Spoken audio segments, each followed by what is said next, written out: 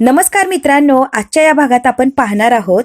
भैरवी आता अगदी संतापलेली असते आणि सुमंतला म्हणते की तुझा हात माझ्यावर कसा उचलला, तुझा आणि माझा काही एक संबंध राहिलाय रे, आणि कशी हिंमत झाली माझ्यावर हात उचलण्याची, हाऊ डे यू.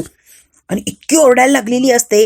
अरे संबंध काय विचारतीये मी, कळतंय का, कोणत्या अधिकाराने माझ्यावर हात उचलला. आता भैरवी काय करू आणि काय नाही, याचा गळा पकडू की काय असं झालेलं असतं. इतकी चिडलेली असते आणि खूप बोलत असते. तुझा काही एक अधिकार नाहीये आमच्यावर. सुमंत तेवढ्याच रागाने बघत असतो भैरवीकडे. तारा आता या दोघांचा तमाशा बघत उभी राहिलेली असते. सुमंत म्हणतो, भैरवी काही चुकीचं केलेलं नाहीये मी, हे खूप अगोदर करायला पाहिजे होतं. म्हणजे तू जे आत्ता केलंय ना ते केलंच नसतं, जरा सुधारली असती. आधीपासून जर तुला लगाम घातला असता तर जरा व्यवस्थित राहिली असती. भैरवी म्हणते, मी इथून जाणारच नाही. जोपर्यंत तारा माझ्यासोबत येत नाही तोपर्यंत मी इथून कुठेही जात नसते. सुमंत म्हणतो, शक्यच नाहीये. भैरवी म्हणते, परत एकदा कान उघडे ठेवू नाही की तारा जोपर्यंत माझ्यासोबत येत नाही तोपर्यंत मी इथून कुठेही जाणार नाही. तारा म्हणते, अगं तू काय वागतीयेस, तुझ्या मनासारखं व्हावं म्हणून कुठच्याही थराला जातीयेस तू काहीही हट्ट करतीयेस. सुमन म्हणतो, तारा बेटा अगं नाटक करतीये, पहिल्यापासून ड्रामेबाजी ती, एवढा विचार करू नको तिचा. अगं असले काय नाटकं करती ना ती की बस. सगळ्यात महत्वाचं, तारा हिच्यात एवढी हिंमत नाही ती स्वतःचा जीव घेईल म्हणून. ती जीव स्वतःचा नाही समोरच्याचा घेते. पण म्हणतात तिचं स्वतःवर इतकं प्रेम आहे ना की ती स्वतःला कधीच मारू शकत नाहीये तारा. त्याच्यामुळे तू अजिबात घाबरू नकोस. मला माहितीये, मी चांगलं ओळखतो ग या भैरवीला. भैरवी सुद्धा जरा चिडलेलीच असते. ती सुमंतासारखी म्हणते, तुला काय वाटतंय रे, पोकळ धमक्या देतीये तुला. अरे मी भैरवी आहे, भैरवी, पोकळ धमक्या देत नसते. भैरवी म्हणते, तू बघतच राहा. आज माझं जे काय बरं वाईट व्हायचंय ना च्या समोरच होऊ दे. आता तू सुद्धा बघतच राहा की ही भैरवी काय करू शकते. तारा मात्र घाबरलेली असते. ताराला माहितीये रागाच्या भरात ती काहीही करू शकते. सुमन म्हणतो, ओ रिअली, तू करू शकतेय, स्वतःचा जीव सुद्धा देऊ शकतेस का आमच्यासाठी. अगं मग दे की जीव, आम्ही तुला कोणीही अडवणार नाही. तुला काय हवंय ना ते कर भैरवी, जीव दे नाही तर काही कर, आमचा काही एक संबंध नाहीये. तारा म्हणते, शांत बसतं का जरा, तुमच्या दोघांचं काय चाललंय रे, जीव द्यायची भाषा कुठून करताय तुम्ही. तारा म्हणते, हे बघ, तुला असं वाटत असेल ही सगळा तमाशा करशील, नाटक करशील आणि मग मी तुझ्या मनासारखे वागेल, तर अजिबात नाहीये. तू काहीही केलं तरी तुझ्या मनासारखं मी वागणार नाहीये. तारा अगदी स्पष्ट सांगून टाकते भैरवीला. हे काय तमाशे मांडतीये ना, त्याच्याने तू अजून माझ्या मनातून उतरत चाललीये. त्यामुळे तू कसं वागायचं तुझं तू ठरव. आणि हो, पप्पा बरोबरच म्हटले, तू कधीच बदलणार नाही किंवा तू कोणाची होऊ शकत नाही. तू फक्त आणि फक्त स्वतःचा विचार करते आणि स्वतःसाठी जगते. तारा अगदी हात जोडते, मला जगू दे माझं माझं, नकोयस तू मला माझ्या आयुष्यात, आणि लोटून देते भैरवीला, इथून निघून जा, मला नकोय तू माझ्या आयुष्यात. इतक्या वेळेस सुमतने तिचा अपमान केलेला असतो. आता तारा सुद्धा अपमान करते आणि ढकलून देऊन इथून निघून जा असं म्हणते. आता मात्र भैरवीचा खूप मोठा अपमान झालेला असतो. तारा रडत असते, तिला सुमंत मात्र सावरत असतात. मला या सगळ्या तमाशाचं खूप वाईट वाटलेलं असतं. भैरवी सुद्धा आता रडायला लागलेली असते, कारण तारा एकच तिला आशा असते आणि तारानेच धक्के मारून काढले म्हटल्यावर सगळ्या आशा संपलेल्या असतात. भैरवी आता माघारी वळून ताराकडे एकदा बघते. तारा रडत असते आणि लगेच राग आणि रडत ती निघून गेलेली असते. इकडे आता सावली तिच्या रूम मध्ये बसलेली असते. तेवढ्यात काय सारंग येतो. सारंग आता गुपचूप येतो आणि सावलीच्या मागून काहीतरी वाजवतो. सावली माघारी बघते तर कोणीच नसतं. सावली आता तिची काहीतरी मग्न असते, काहीतरी चाललेलं असतं. सारंग तिला डिस्टर्ब करत असतो आणि मुद्दाम काहीतरी वाजून तिला माघारी बघायला लागतो. सावलीच्या लक्षात येत नाही की सारंग इथे उभाय, तिचं ती विचारांमध्ये मग्न झालेली असते. मात्र तिसऱ्या वेळेला सारंग परत तेच करायला लागलेलं असतो की सावली त्याला पकडते आणि सारंग मात्र फसलेलं असतो. सारंग म्हणतो, अगं मला वाटलं माझा फोन आहे. सावली म्हणते, का छळताय मला. अगं मजा येते ग तुला त्रास द्यायला सावली, आनंद मिळतो मला. सावली म्हणते, मज्जा वाटते, आनंद मिळतो. सारंग म्हणतो, हो टेन्शन आलंय सारंग सर आणि तुम्हाला मज्जा वाटतीये, वा त्यात काय नवीन ग, कायमच तुला टेन्शन येतं सावली. सावली म्हणते, सारंग सर. सारंग म्हणतो, अगं गंमत केली सावली, एवढी काय सिरियसली घेतीये, असलं टेन्शन आलंय सांग की. लक्षात आलंय का तुमच्या, माझ्या आयुष्यातलं पहिल्या गाण्याचं रेकॉर्डिंग होणार आहे आणि मी जे गाणं निवडलंय ते खूप अवघड आहे सारंग सर. सारंग म्हणतो, तुझ्या आयुष्यातलं पहिलं गाणं रेकॉर्डिंग, पहिल्यांदा रेकॉर्डिंग करतेय सावली. सावली म्हणते, हो. तिची गोष्ट वेगळी होती, आता डायरेक्ट मी स्वतः म्हणून गाणार आहे, रेकॉर्डिंग करणार आहे, जरा वेगळी गोष्ट आहे ना सारंग सर. ती म्हणते, तेव्हाची गोष्ट वेगळी होती, आता माझं नाव डायरेक्ट समोर जाणार ना. सारंग म्हणतो, हो, तेव्हा जर चूक झाली असती तर ताराचं नाव खराब झालं असतं, ठीक आहे, आता मात्र चूक व्हायला नको, कारण सावली मॅडमचं नाव खराब होणार ना. सारंग म्हणतो, एक सल्ला देऊ शकतो. काय, तू असं समज की तू आमच्यासाठी गातच नाहीयेस, विठ्ठलासाठी गातीयेस. अगदी मंत्रमुग्ध होऊन गा की, कशाला लोकांचा विचार करतीये, सगळं काही व्यवस्थित होईल की, सगळं काही विठुराया बघेल ग. सारंग म्हणतो, विश्वास ठेव त्याच्यावर. सारंगने आता सावलीला अगदी प्रेमाने असं जवळ घेतलेलं असतं. सावलीला खूप रिलॅक्स फील होतं. सारंगने चांगला सल्ला दिलेला असतो. इकडे आता तारा आणि ताराचे पप्पा म्हणजे सुमंत बसलेले असतात. तारा म्हणते, माझ्या आईला मी स्वतःच्या हाताने घराबाहेर काढलं, मी असं कसं वागू शकते पप्पा, मी चुकीचं वागलीये ना. ती काही झालं, ती कशी जरी असली तरी ती माझी मम्मा आहे. मी हे विसरायला नको होतं. मी नव्हता ना पप्पा. आई आणि वडील दोघांचीही कर्तव्य तिनेच निभावली आहेत आणि मी एका मिनिटात सगळं विसरले आणि तिलाच धक्के मारून घराच्या बाहेर काढलं. खरंच मी चूकच केलीये ना. स्वतःला ब्लेम करत असते, रडत असते आणि खूप त्रास करून घेत असते. ताराचे पप्पा म्हणतात, तारा तू आधी शांत हो बरं. एवढं टेन्शन घ्यायची किंवा एवढी काळजी करायची काही एक गरज नाहीये. मी सुद्धा माझ्या आईसारखीच आहे का हो? स्वार्थी, कुणाचा विचार करत नाही, फक्त आणि फक्त स्वतःच बघते. मी आता तिला ब्लेम करते आणि मी काय करते, मी सुद्धा स्वतःचाच विचार करते ना. म्हणते आज रिअलाइज होतंय मी भैरवीची मुलगी आहे आणि तशीच वागत होते अगदी. मी माझ्या सुखासाठी सावलीचा बळी दिला आणि आयुष्यभर सावलीला त्रास दिला. जशी ममा वागतीये ना तशीच मी सावलीशी वागायची. पण कळतंय का तुम्हाला आता पप्पा, आज मला रिअलाइज होतंय की मी सावलीशी किती चुकीचं वागले किंवा किती वाईटपणा केला आणि त्याच वाईटपणाची किंवा त्याच चुकीची जे वागली आहे ना त्याची शिक्षा भोगतीये. म्हणूनच माझ्या बाबतीत असं घडलंय. तिचं आयुष्य पणाला लावलं मी, तिचा विचारच नाही केला हो. म्हणतात कोणाची तुलना कोणाशी करतीये, सावलीमध्ये आणि तुझ्यामध्ये जमीन आसमानाचा फरक आहे. सावली म्हणते नाही, जमीन आसमानाचं नाही, आम्ही एकच आहोत. माहितीच नाहीये मी आतापर्यंत तिच्याशी कशी वागत आलीये, किती तुच्छ वागणूक दिली, किती टॉर्चर केलंय तिला. सुमंत आता ताराची समजूत काढत असतात. जो कोणी खूप दुःख सहन करतो ना तारा, तो असं वागत असतो. भैरवीला त्रास देण्यासाठी नाहीच केलंय ना, मग कशाला तू टेन्शन घेतेय तारा. आता ताराचे पप्पा खूप तिला समजून सांगण्याचा किंवा या गिल्ट मधून बाहेर काढण्याचा प्रयत्न करत असतात. पण ताराला सगळं काही आजपर्यंत जे वागलीये ते सारखं सगळं सत्य समोर येत असतं आणि म्हणूनच ताराला खूप असा त्रास होत असतो. तारा, तुला घाबरण्याची, काळजी करण्याची किंवा गिल्ट मानण्याची काही गरज नाहीये. तुझ्या बाबाच्या म्हणजे तुझ्या पप्पांच्या छत्र छायेखाली आहेस तू. तू अजिबात टेन्शन घेऊ नको, काहीही होऊ दे, मी सगळं काही सांभाळून घेईल. खूप त्यांनी समजूत काढलेली असती ताराची. अगदी रिलॅक्स राहा आणि त्याच गोष्टीचा परत परत विचार करू नको प्लीज तारा. सावलीची मात्र छान अशी सकाळ झालेली असते. सावली तुळशीला पाणी वगैरे घालून हळदी कुंकू लावून पूजा करत असते. त्यात काय भैरवी आलेली असते आणि तिचं पाण्याचा तांब्या असा उधळून देते. सावलीला धक्काच बसतो की भैरवी माईचं काय चाललंय नवीन. आता सावली ओरडते भैरवीवर, माई काय चाललंय हे, मी तुळशीची पूजा करत होते आणि तुम्ही माझं पाणी सांडून दिलं, कोणतं वागणं आहे हे तुमचं माई. भैरवी म्हणते माझ्यासमोर हे नाटकं करू नको, पूजा वगैरे करायची, अगदी देवधर्म करायची. तू कशी आहेस ना सावली, अगदी चांगलं ओळखलंय तुला मी.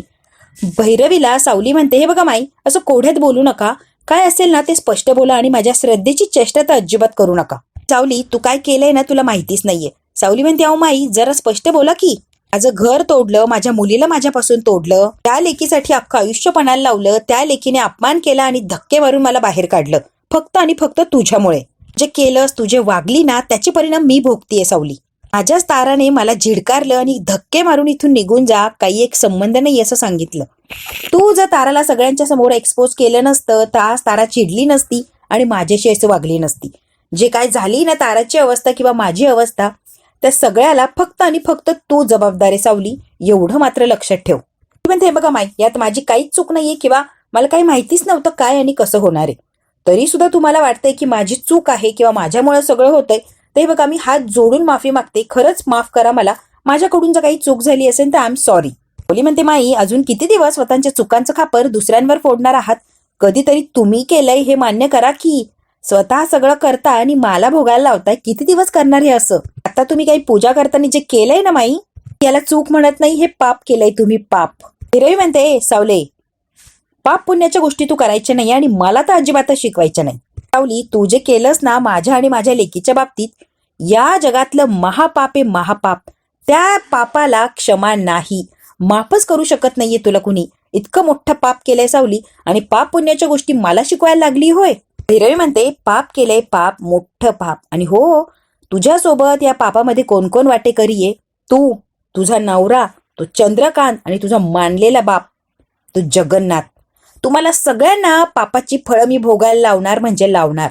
अशी काय तुमच्या पापाची शिक्षा देणार की तुमचे अगदी डोळे उघडतील, कारण तुम्ही भैरवीशी पंगा घेतलाय सावली, हे विसरू नकोस. आणि मी जे ठरवते ते करतेच. बोली म्हणती, वेळेस सावरा माई, माझ्या नादाला लागू नका, नाही तर आजवर या सावलीचं जे रूप बघितलं नाही ना ते बघायला मी येईन तुम्हाला, आणि ते रूप जर बघितलं ना तर तुमचा हा तोरा जागेवर गळून पडेल. त्यामुळे मला माझा असली रंग दाखवायला लावू नका माई, आणि प्लीज माझ्या कुटुंबापासून जरा लांबच राहा. माझ्या माणसांना जर तुमच्यामुळे काही झालं तर मी ते सहन करणार नाहीये. सावलीने सुद्धा डायरेक्ट समोरासमोर धमकी दिलेली असते भैरवीला. सावली म्हणते, त्यामुळे कोणतंही पाऊल उचलताना 100 वेळा विचार करायचा आता जर तुम्ही काही केलं तर मी शांत बसणार नाही. मी सुद्धा विसरेल की माझ्या समोर कोण उभंय. त्यामुळे भैरवी माई लक्षात ठेवा, 100 वेळेला विचार करायचा. ती भैरवीला धमकी देते की विचार करायचा आणि मग पाऊल टाकायचं. भैरवीला इतका राग आलेला असतो की लगेच सावलीवर हात उगारते तिला मारण्यासाठी. सावली तसाच हात पकडते आणि असा घट्ट पकडते. भैरवी हात सोडवण्याचा प्रयत्न करते, सावली काय हात सोडतच नसते. त्या मात्र सावलीला भैरवी घाबरलेली असते. पहिल्यांदा सावलीने प्रतिकार केलेला असतो. सावली म्हणते, बास, तुमची हुकुमशाही खूप सहन केली, आता कोणी सहन करणार नाही आणि यापुढे करायला सुद्धा जायची नाही. खूप सहन केलं, पण आता तुमचा कोणताच अन्याय सहन करणार नाहीये. लक्षात ठेवायचा माई, विचार करून वागायचं. आता मी काहीच सहन करणार नाहीये. तुम्हाला दिलेल्या शब्दामुळे सगळं काही निमूटपणे मी सहन करत आले आतापर्यंत, पण आता नाही. आता मी कुठच्याच शब्दाला, कुठच्याच बंधनात अडकलेली नाहीये. त्यामुळे मी काही एक सहन करणार नाहीये. त्या बंधनातून कायमची मुक्त झालीये. माझ्यावर कुठचंच बंधन नाहीये आणि तुम्हाला घाबरायला तर अजिबात नाही. अजिबात मी तुम्हाला घाबरणार नाही. तेव्हा तुम्ही जरा मर्यादेत राहायचं माई. सगळ्यात महत्वाचं, तुमचा माझ्यावर काही एक अधिकार नाहीये. ही गोष्ट पहिले लक्षात ठेवा. सावली तिच्या गुरुला धडा शिकवायला सुद्धा मागे पुढे बघणार नाही. त्यामुळे प्लीज माझ्याशी जरा जपून वागायचं. भैरवी सगळं काही सावलीचं ऐकून घेते आणि मग म्हणते, सावळे, आज जे जे काही बोलली ना तू, त्या सगळ्याचा तुला हिशोब द्यायला लागणार आहे. सगळ्या गोष्टीचा मी हिशोब घेणार म्हणजे घेणार. कारण मी सुद्धा भैरवी आहे सावली. रवी म्हणते, नाही पश्चातापाची वेळ आणली ना तर भैरवी नाव सांगणार नाही. बघ तुम्ही काय करते सावली. आणि नेहमीसारखी तोऱ्यामध्ये तिचा पदर असा झटकलेला असतो आणि तिथून रागारागाने निघून जाते. भैरवी प्रत्येक ठिकाणी हुकुमशाही गाजवायला जाते, पण प्रत्येक वेळेला तोंडावर पडलेली असते. इकडे आता राजकुमार कामावर जाण्यासाठी तयार होत असतो तर अमृता म्हणते, मी घरचं जेवण देतेय. अगं मी तर तिथेच बाजूला, कशाला काय त्रास घेतीये. अमृता आता म्हणत असते, बाहेरचं खाण्याची काही गरज नाहीये, घरचं देतेय ना मी. आता यांची चर्चा चाललेली असते, तेवढ्यात काही नील आलेलं असतो. राजकुमार म्हणतो, मला काही नकोय, मी माझं माझं खाईल. नील यांच्या गप्पा दारात उभा राहून ऐकत असतो. तेवढ्यात काय राजकुमार नीलकडे बघतो, काय रे नील. म्हणतो, दादा थोडंसं बोलायचं होतं रे तुझ्याशी. राजकुमार म्हणतो, बोल की. ऐश्वर्याबद्दल बोलायचंय रे राजकुमार दादा. राजकुमार म्हणतो, बोल रे नील. मॉमने तुला सांगितलंय की ऐश्वर्या कुठे तपास लाव आणि तिला माझ्यासमोर आणून उभं कर, बरोबर. तरी सुद्धा मी तुला अजून स्पेशल सांगतो की ती जिथे कुठे असेल मला तिचा पत्ता दे, मी आधी पोहोचतो तिच्याकडे. बऱ्याच गोष्टींचा हिशोब विचारायचा आहे. प्लीज दादा माझ्यापासून काही लपवू नको, जे असेल ते सांग मला प्लीज. कुमार म्हणतो, का लपवीन रे मी. नील असं काय बोलतोय तू, आणि तुझ्यापासून का लपवीन. काय बोललंय का तुला नील. नील म्हणतो, नाही रे, कुणी बोललं वगैरे नाहीये मला. तू जेव्हा बाहेर होता तेव्हा तुला शोधून काढायला ऐश्वर्याने मदत केली होती. आता ऐश्वर्या नाहीये तर तू मदत कर, एवढंच मला म्हणायचंय. कुमार म्हणतो, मी प्रयत्न करतो, मला जर काही मिळालं तर मी नक्की आधी तुला सांगेन नील. मी स्वतःहून याच्यामध्ये लक्ष घालतो आणि ऐश्वर्या कुठे हे शोधण्याचा प्रयत्न करतो. राजकुमारने आता नीलला सांगून टाकलेलं असतं की मी नक्कीच प्रयत्न करेल आणि नीलला कुठेतरी दिलासा मिळालेला असतो. टेन्शन घेऊ नको नील, रिलॅक्स राहा. थँक्यू काय म्हणतोय रे मला. मोठ्या भावाला आणि घरातल्या घरात फॉर्मॅलिटीज करतोय का, थँक्यू म्हणतोस. नील निश्चिंत राहा, सांगीन मी तुला. नील खूप टेन्शन मध्ये असतो, बिचारा आता गेलेला असतो निघून. राजकुमार अमृताकडे बघतो, तू काही बोललीये का. तुमची शपथ मी खरंच काही बोलली नाहीये, मी खरं सांगतीये. कुमार आता हसायला लागतो, जा डबा घेऊन ये, थांबतोय मी, पटकन ये. राजकुमार जशी अमृता बाहेर जाते तसा फोन उचलतो आणि म्हणतो, या ऐश्वर्याचा आहे ना कायमचा बंदोबस्त करायला हवा. चांगलीच डोकं वर काढायला लागली. इथे ही ऐश्वर्या मला जगू देणार नाही. आणि राजकुमारने आता कोणातरी लगेच फोन लावलेला असतो.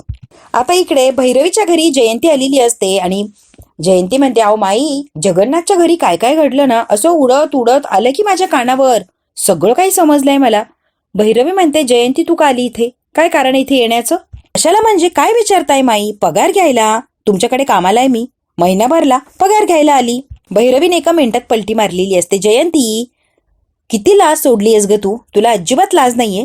कुठचंच काम केलं नाही, एकही काम पूर्ण केलं नाही, काही चांगलं सुद्धा सांगितलं नाही मला, आणि वर तोंड करून पगार मागायला आलीये. लाज नाही राहिली शिल्लक. जयंती म्हणते, नाहीच काही सांगण्यासारखं तर काय सांगू तुम्हाला. आणि काम सुद्धा नाहीये तर कुठचं काम करू मी.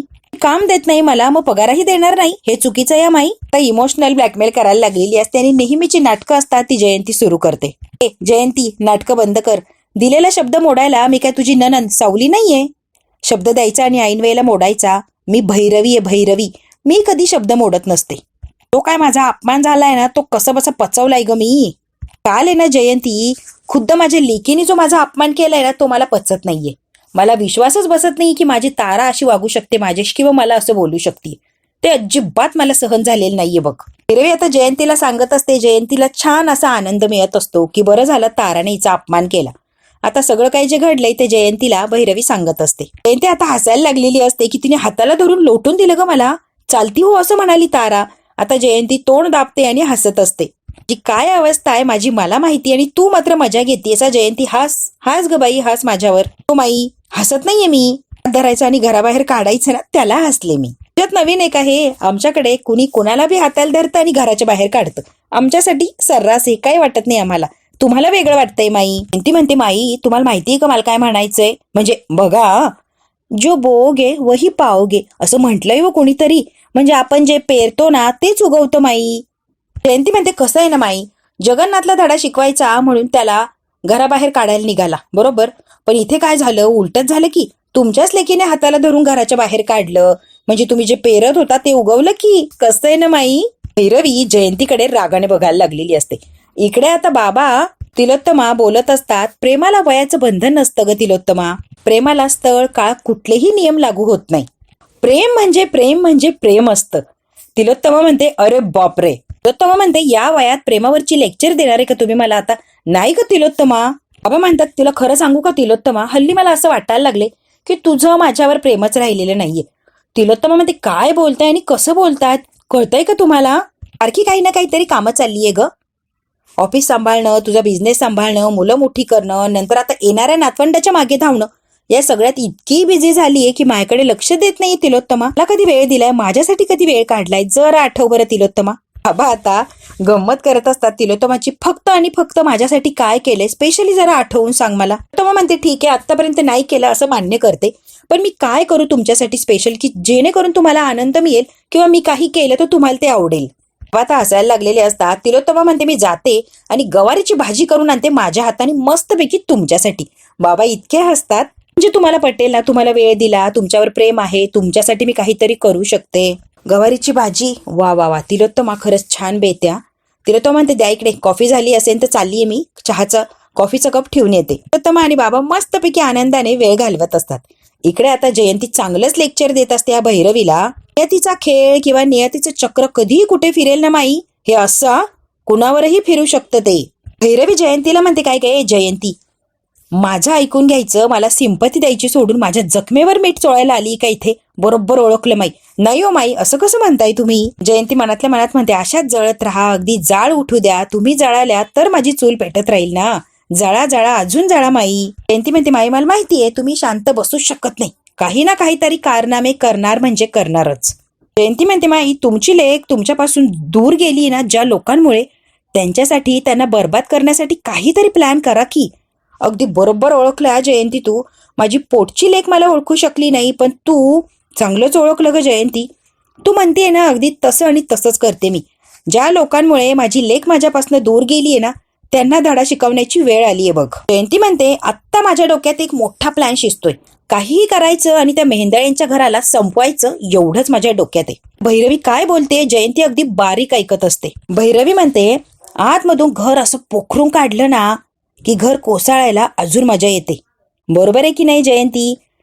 जयंती म्हणते माई अगदी बरोबर बोलला तुम्ही. यामध्ये जयंती तू मला मदत करणार आहे. जयंती म्हणते माई मदत केली. माई जिथं पैसा तिथंही जयंती. हा जुगार आपल्याला खेळायलाच लागणार आहे माई, काहीही झालं तरी. जयंती म्हणते माई सांगा हो कधी कुठं आणि कुणापासून सुरुवात करायची जुगाराला. आता जयंती आणि भैरवी जुगार खेळायला अगदी रेडी झालेले असतात. बघू आता दोघे मिळून पहिला डाव कुणावर टाकतात आणि यांच्या डावात कोण अडकतं. मित्रांनो हे जर बघायचं असेल तर आपल्याला बघायला लागणार पुढचा भाग. हा भाग इथेच संपला. व्हिडिओ आवडल्यास लाईक शेअर सबस्क्राईब नक्की करा. धन्यवाद.